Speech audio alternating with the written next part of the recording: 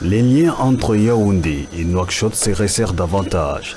Ce jeudi 18 juin 2026, Mohamed Salem Ould Merzouk, ministre des Affaires étrangères, de la coopération africaine et des Mauritaniens de l'extérieur, de la République islamique de Mauritanie, a franchi les portes du bâtiment B du secrétariat général de la présidence de la République.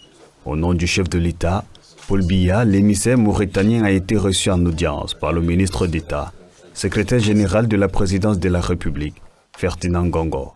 Il était porteur d'un message écrit destiné au chef de l'État camerounais.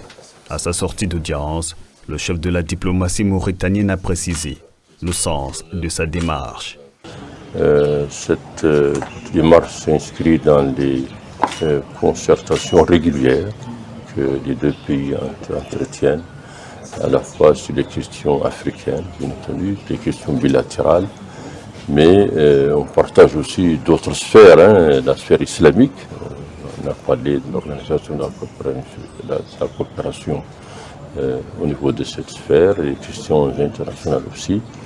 Et nous avons réaffirmé ensemble la volonté de continuer à raffermir les liens bilatéraux entre les deux pays et surtout de faire en sorte que cette relation bilatérale qui est excellente puisse être renforcée, améliorée, approfondie dans l'intérêt bien compris des deux États. Mais le message présidentiel n'était pas l'unique sujet au menu de cette rencontre.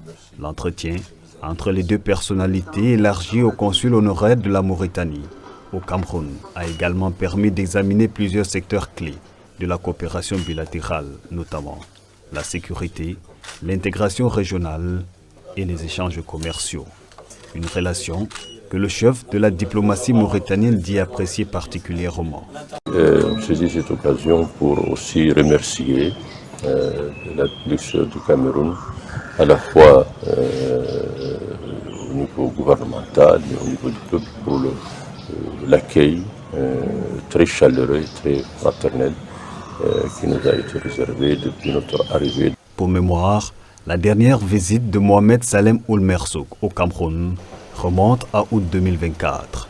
Il participait alors à la 50e session du Conseil des ministres des Affaires étrangères de l'Organisation de la Conférence islamique, marquée par le transfert de la présidence de cette instance au Cameroun.